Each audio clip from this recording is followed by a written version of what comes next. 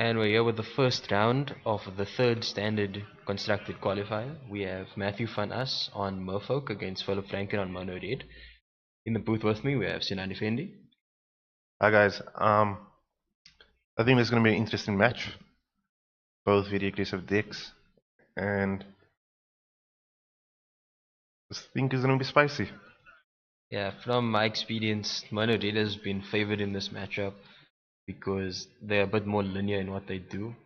Merfolk needs a bit more time to set up. Seeing Phillip just checking his sideboard to make sure everything is there. Don't want to present the wrong deck. So what would you say is the key cards for Matthew to win the match? So on Matthew's side, or if I was playing Merfolk at least, I'm not sure if he's playing the full set, but Kumena Talent of Araska, that's one of the cards you kind of want in this matchup because Mono Red in general has a hard time dealing with 5 toughness. Because, they only have Glory Bringer to deal with 4 toughness creatures. The Mythic Lord. Yep, the Mythic Lord. Pump all your creatures, draw cards. It's going to be very key in this match, but the Mono Red deck can also just ignore Kumena. How important is the roll as we see them rolling now? Phillip Yeah, wins. in these linear aggressive matches, the Dial plays a very, very big part in who ends up winning the game one at least. Sure. So, Phillip on the play, so you should have the advantage. You see a Yep, lightning strike in his hand. we'll just have a look so that you guys can see. Lightning Strike, Hazret, Mountain, Bomat Courier, Lightning Strike, Karizev, Mountain. So it seems like a very good aggressive hand. Yeah, it's a pretty good start from Phillip. He's been playing this deck for quite a while. I can assume he won't make too many mistakes, if any at all. And Matthew with turn 1 Merfolk, but not sure which one is going to lead on. I see a blue spell in Matthew's hand. It's an unsummon, I believe. Sure. And he leads on one of the... The pump Yeah, it's Merfolk. the Merfolk that puts a plus encounter on another target Merfolk. Unfortunately, no value from it. No other Merfolk in place. I believe that was his only one drop. And here we see Phillip's. Phillip getting in for 3. Matthew going down to 16. That's a good 2 turns from Phillip. Normally you would like to play that Merfolk after you already have another Merfolk. Yep, So you and can. here we do see he's drawn into a second 1-drop and he has another copy of... What is this Merfolk's name? So see if I can find the name for you guys quickly. I think it's Jade Beta. Anyway, he's leading on Kumena Speaker. Then playing Jade Beta to put a plus encounter more than likely on Kumena's Speaker. Probably going to pass the turn from there. Okay, attacking for 1 first. Then passing the turn. Phillip missing a land drop, not exactly ideal for him. And drawing into a 4-drop seems pretty annoying on his side if I was on his side at He least. has a couple of 2 drops he can play. Yeah, he has 2 copies of Lightning Strike and 1 copy of Karizev. I would lead on Karizev and pass the turn back here. Do But, you not want to kill the 3/3? well, the 3-3 isn't a 3-3 yet. It's still only a 2-2. I believe it checks with other Merfolk as well. No, I believe it only checks with islands. And the Lightning Strike is going to hit. And Phillip will attack for 3. Putting another card under the Bomat Courier. Matthew going to offer the trade most likely. He's probably going to trade off with the Bomat Courier, in my opinion. He might ignore it and just take the damage here. His life total still at a healthy 16.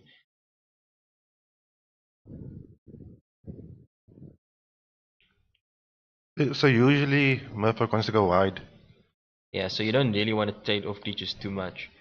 But I think the Bomat Courier will just give Phillip way too many cards at the end of the game. So Matthew going down to 14. Phillip's land drop that he missed. Kind of annoying for him there. Not much he can do. Matthew does draw island this turn. Turn too late, I suppose. And he has another land in hand, so He's not gonna miss land drops, but he doesn't really want to get too many of them. The deck only plays 20. Both decks, I believe, only playing 20 lands. Phillip not even playing any deserts, only mountains. And we see one copy of Adana's Climb in Matthew Fanas's hand. 2 copies in the deck total. I think the card itself is pretty powerful. Can turn a game around quite quickly. So he's making his Merfolk a 2/2 now. He's going to be forced to attack because I don't think he's going to trade off his only creature with his opponent's creature that will potentially come back from the graveyard. He's passing back, taking the conservative line. So do you think Matthew doesn't have many creatures in hand? I think he has a couple of creatures. I did see. Would he not one or rather be two. playing creatures and going wide if he has?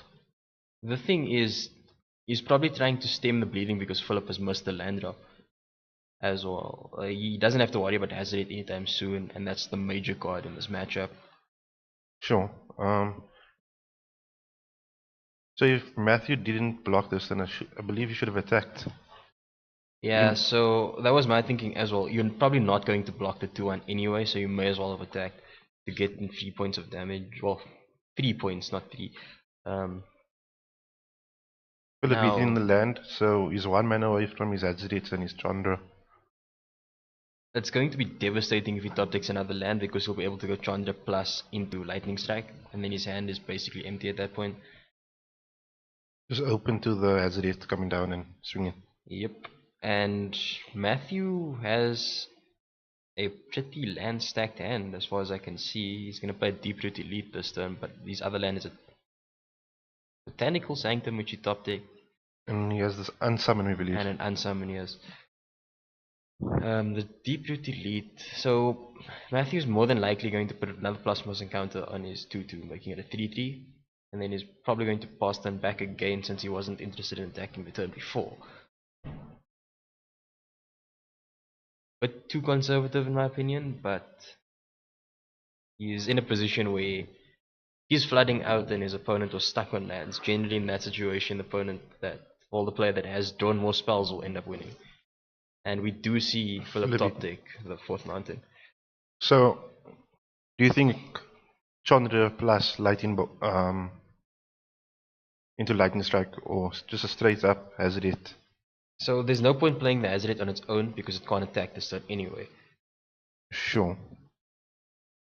So the Chandra plus up is an option because it puts Chandra on 5, which is pretty hard for his opponent to deal with.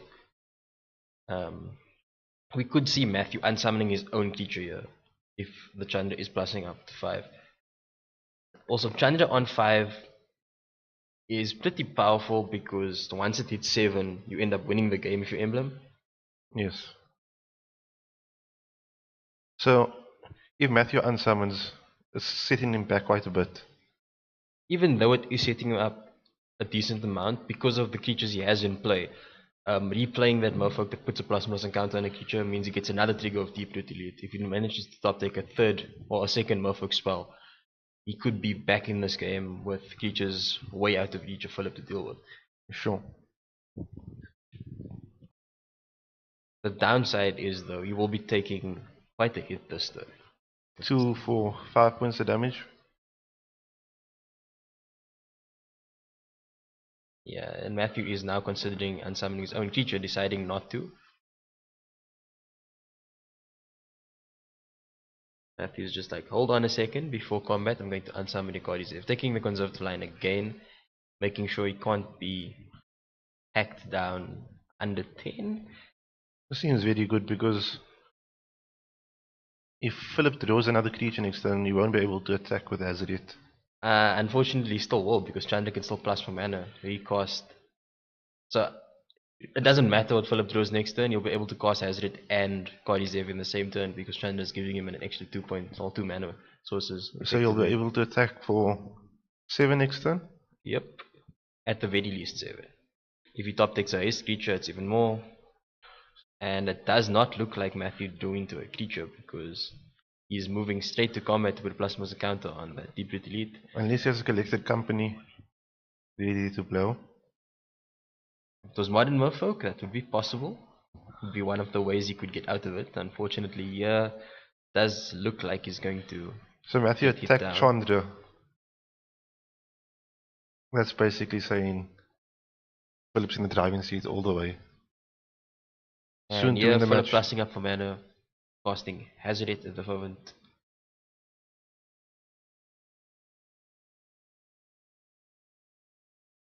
We're gonna pay the 2 mana for Korizev. More than likely will make sure Hazard can attack this turn. Well, Philip has shock in hand. The thing is, he has to play whatever he has to play in his main phase anyway. To be able to And attack. the shock when Matthew's going to be at potential 3 points is almost certainly lethal at this point. Yeah, so next turn you can draw a card And then decide not to cast it, deal Matthew 2 points. and then shock him for the other 2. Or he has the option of plus Chandra and dealing 2 damage. I do think Matthew nearly should have unsummoned his own creature there, because then he would have been able to kill the Chandra.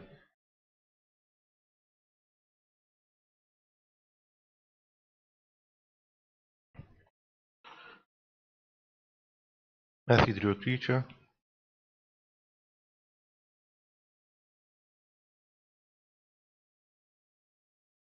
What do you think Matthew should show him what he drew or just I scoop it think up? Matthew scoops it up. Well, if I was in Matthew's seat, scoop it up to make sure your opponent doesn't see anymore. But the card he drew is a card that you would expect to see in a Merfolk deck anyway, so it's not too much of an issue playing it. Well, he has to see 2 extra cards on top of the deck now. I think you just leave it on top and give it 2 counters.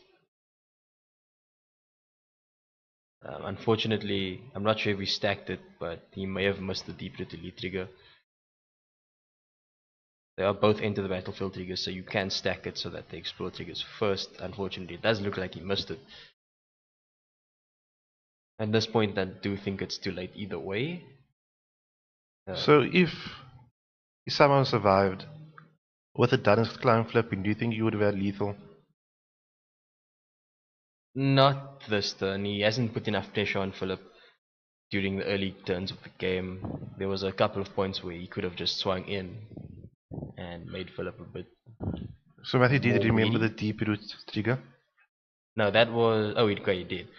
I still think it's a bit too late here. Phillip firmly in the driving seat. He has lethal 3 ways. Either by attacking, or by throwing a card in shock, or by Chandra in shock, or by throwing a card in Chandra. Even minus in Chandra. Matthew making Philip play it out. Phillip just revealing the shock. He's given the creature that just came in Yeah, flying and double cannot damage. do anything extra. Would be attacking for 10, not good enough at this point. That is game. And then scoops it up.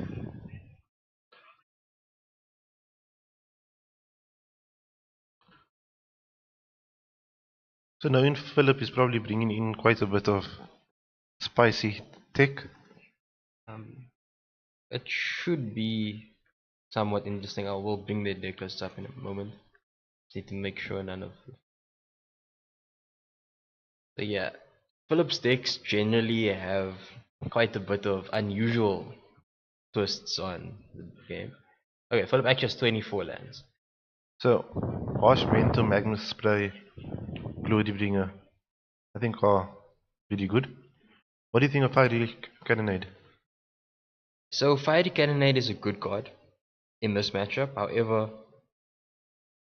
if he sort of mistimes it, he'll have a dead card in hand that can't really kill any of his bonus creatures. His bonus creatures could get to 3 toughness pretty easily. Cannonade does 2 damage, so you can blow Matthew out if he gets a Lord and Yep. some If other he gets a creatures. load and a bunch of creatures, he can wipe Matthew's entire board. It's also an instant, which is pretty good.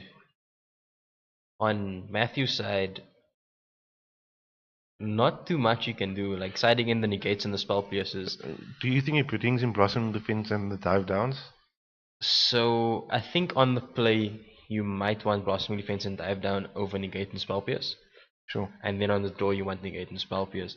However, at the same time, this isn't a match where you really want to have too many reactive effects, because you kind of want to attack him down first. You're the slower deck in the matchup, but at the same time, you kind of can't afford to give your opponent too much time. The mono red deck can always just burn you down. Do you think Matthew takes out the enchantments? The I Dana's think he takes Climb, out Deep Deep Root. Root Waters at the very least. The Dana's Climb does seem a bit slow in this matchup, however, giving his creature flying could be a way to swing through his opponent. The cards that aren't particularly good are probably going to be cards like the unblockable 1/1, because at the end of the day it's a bit too slow, a bit Slower too than small. everything Philip's doing. Do you think Philip brings in Glorybringer? I think you should. Bloody is one of the few cards in the matchup that sort of swing it in Mono Dead's favor. Philip also has a lot of removal mainboard. I can Yes. see him easily siding out his Bomat Couriers because they do nothing in this matchup. His opponent can just block, and then siding in automatically 4 cards in Glorybringer and 2 Magma Sprays. Then he just needs to find another slot for maybe Fiery Cannonade. I think Eighth Sphere Harvest is even a good card. Because it's a 3/5 that swings over the top. Yeah, I think in these aggressive matchups, all the flyers are pretty good because you get to get past your opponent's blockers. I think overall Philip is favored in this match by quite a bit. It's just going to depend how the match plays out. You can easily side out his Ironcrop Crashes, his Bomat Couriers, because they don't do too much in the grand scheme of this match. Do you think Philip brings in Harsh Mentor for Kumena? I think it's a bit narrow siding in Archmental for 1 card. It doesn't trigger off triggered abilities as far as I recall. It's only activated, so it doesn't even hit his opponent's explore mechanic or +1 encounters. A lot of his opponent's effects are either static or triggered. So I think Harsh Mentor as a one-off probably not worth bringing in against Kumena itself. You may as well just try and kill it. So Philip has quite a bit of options. Matthew, it's got either. It's either the Blossoming Defense / Dive Down package or the Negate / Balfierce package. So Matthew's gonna be needs to be the aggressor. As weird as it sounds, the Merfolk deck has to be the aggressor against the blue. Against the mono red deck at this point. Philip just helping Matthew with one of his cards there. And mono red sort of under the radar the last couple of weeks at the Luck Shack. I don't recall seeing it all too often.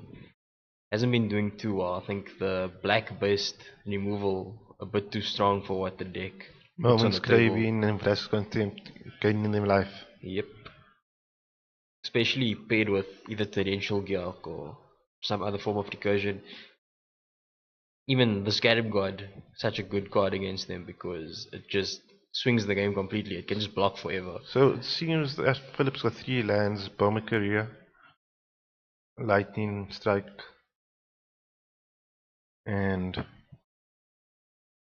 is that a Fiery Cannonade right at the back? It could be Fiery Cannonade, it could be Soul Skull Mage. I'm surprised Philip left in Bomat Courier. Matthew brought in the Spell Pierce, I see.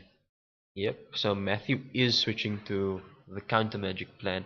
The Mono Red deck has a lot of non-creature spells, which a lot of people don't realize. Like mainboard negate isn't out of the question in the current meta. So half of Philip's hand is lands at the moment. I can easily see him trading that Bobat Courier on turn 3 or 4. Does New Matthew cards. actually have a creature in his hand? I don't see one, but he is holding his hand pretty tightly closed. Probably doesn't want to give anything away. Philip thinking whether or not he should play Bomat. I think you always play Bomat, yeah. So it is a Fiery Cannonade at the Yep. back of his hand. Fiery Cannonade and I believe a Earthshaker Kenro. Yes. It's gonna get unsummoned. I think that's a bit too aggressive in using unsummon, but I'm not too sure what's in Matthew's hand, so maybe he's forced to do it. Probably a pretty slow hand at this point. He has a creature. That is a creature that's probably worth killing, however, because Philip has Fiery Cannonade, Rather wait for he it. may as well wait. Well, you can get a good turn 2 here with a shock and Bomber Career. Yeah, drawing the shock does swing it so that I'd rather play both.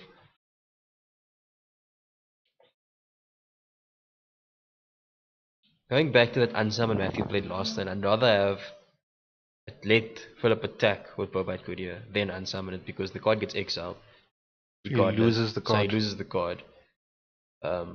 Whether the card's good or not is irrelevant at this point.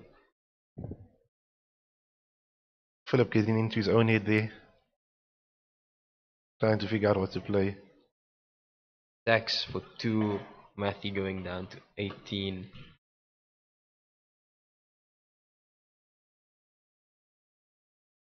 How likely do you think Matthew is that Matthew will get blown out by the wipe? If I was on Matthew's side, I wouldn't expect it at all. Because his opponent should have small features, and his opponent seems to have left in Bomat Courier and Earthshaker Kendo. So for me, I would be playing around no wipe whatsoever, and that could end up costing me. So there's another deep root becomes a 2-2. I think the deep root stays a 1-1 at this point. The trigger is gonna put it on the Commander speaker. Making it a 3-3. Yep, a 3-3 Commander speaker. It's gonna outgrow a lot of things. It's now also out of Fiery Cannonade. That is true. I think Matthew having a slower hand just pays off for the spell pierce.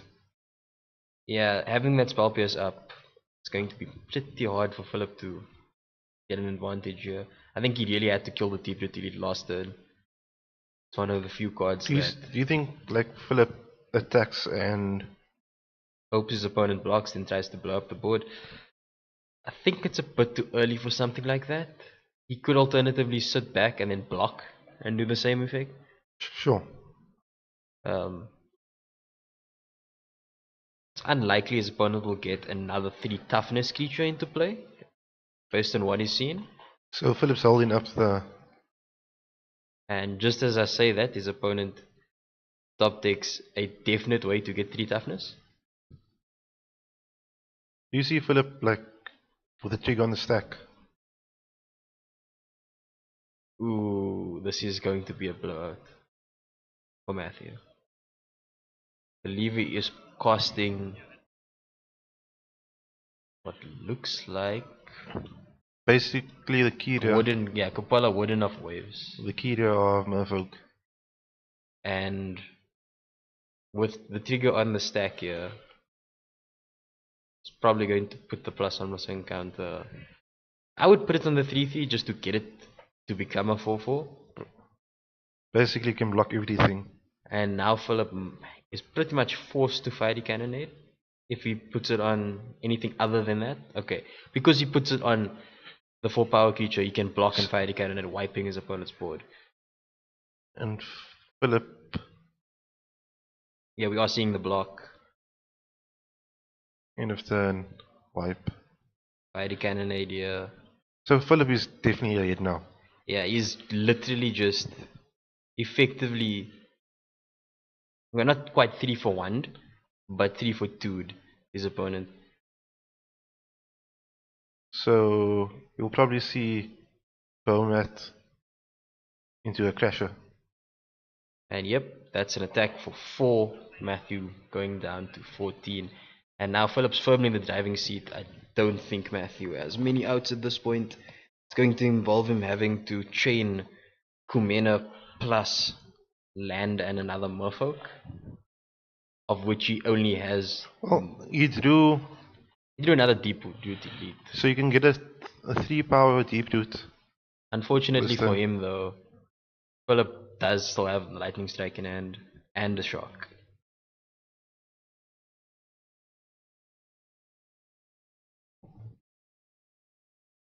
Do you think he puts both counters on the deep root? Or split it out? I think you're supposed to spread it out, but he may just try and put both on the deep root. Unfortunately, he's definitely going to lose both creatures in this next exchange. And we even see an Abrade off the top for good measure. I believe he drew an Abrade last turn? No, he drew it this turn. He drew the Crasher also so he drew the Crasher last turn, yeah. So he's got 3 pieces of removal in hand at the moment. So the Abrade's gonna come down and kill the deep root elite. He may consider exerting. Okay, no, he's just going to shock. And then he's going to attack his opponent for 4 again, getting another card under that Bowmat. Do you see Philip doing an end of turn lightning helix so he's able to draw the card To of the draw the card Bowmat? of the Bowmat. I think that's the correct line of play here. It's going to depend on what Matthew plays, but I think that is the correct line. He may have even just dealt it straight to Matthew's face if he was playing around Negate or Spell Pierce.